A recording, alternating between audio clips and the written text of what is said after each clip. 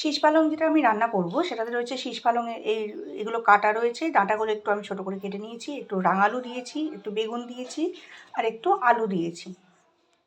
শুরু করা যাক রান্নাটা। আমি কড়াই চাপিয়ে দিয়েছি, কড়াইতে আমি তেল দেইনি, শুকনো কড়াই থাকবে। তাতে আমি কেটে রাখা সবজিগুলোকে ঢেলে দেবো। গ্যাসের ফ্লেমটা হাই করে দেবো।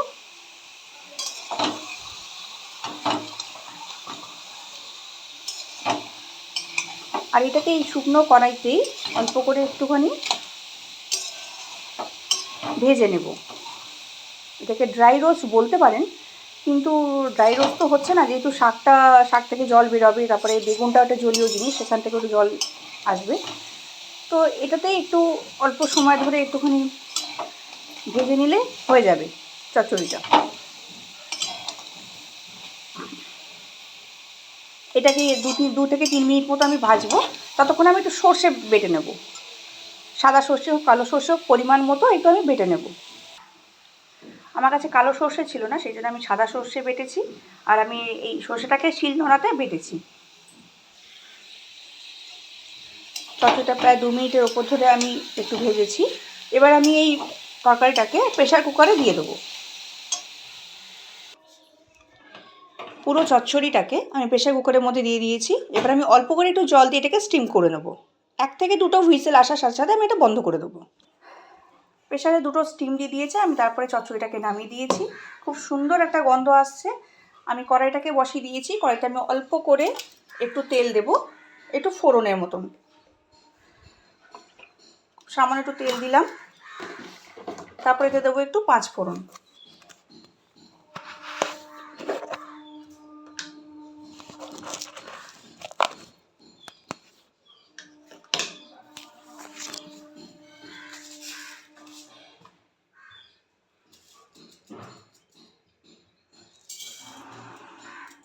অল্প করে একটু 5 ফোড়ন দিলাম।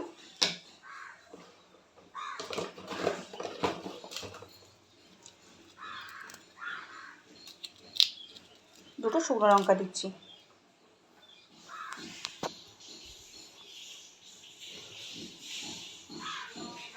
গ্যাসের ফ্লেমটা একটু জোরে দিচ্ছি।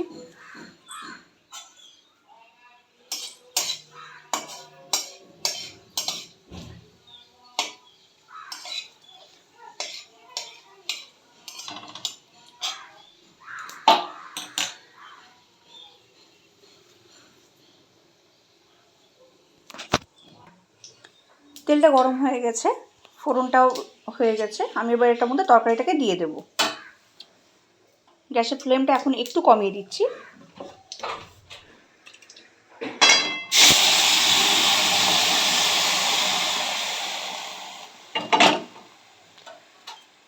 তরকারিটাকে দিয়ে দিয়েছি কড়াইয়ের মধ্যে। এখন একটু আমি ফ্লেমটা জোরে দিলাম। এটার মধ্যে আমি এখন যে সর্ষেটাকে বেটে রেখেছিলাম সেটা দিয়ে দেব।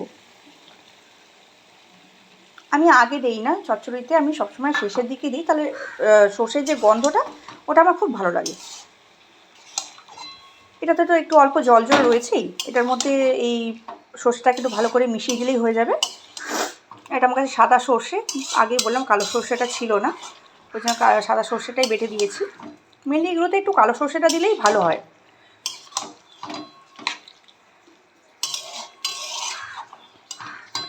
আমি এটাতে একটু নুন আর একটু মিষ্টি দিয়ে দেবো। আমি হলুদ দেবো না, এই জিনিসটাকে আমি সাদাই রাখবো।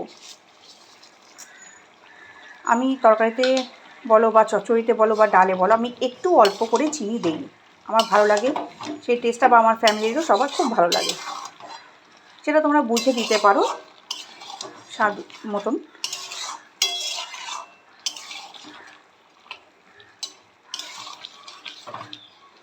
সুন্দর করে এটা ঘেঁটে দিয়েছি একটু। এবার একটু শুকোলেই অল্প একটু সর্ষের তেল দিয়ে তারপরে আমি নামিয়ে নেব।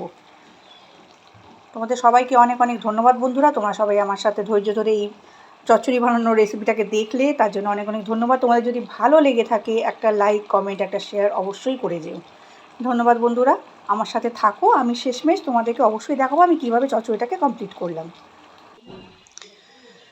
চচ্চড়ি থেকে জলটা পুরোটা শুকিয়ে গিয়েছে বন্ধুরা। এবার আমি এতে একটু সর্ষের তেল দিয়ে নামিয়ে নেব। সর্ষের তেল আমি দিচ্ছি, দেখো খুব অল্প সামান্য পরিমাণে একটু দিলাম। এতে গন্ধটা খুব সুন্দর আসে। একটু গ্যাসটা জ্বলে দিচ্ছি, অল্প করে একটুখানি ঘেঁটে দেব। ঘেঁটে দিয়ে আমি এটা নামিয়ে নেব।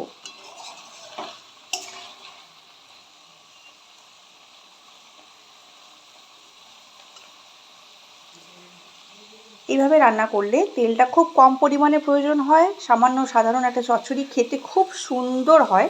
বিশেষ করে শনিবার বা যেই দিনগুলোতে আমরা নিরামিষ খেয়ে থাকি সেই দিনগুলোর জন্য এই ধরনের রান্নাগুলো একদম পারফেক্ট।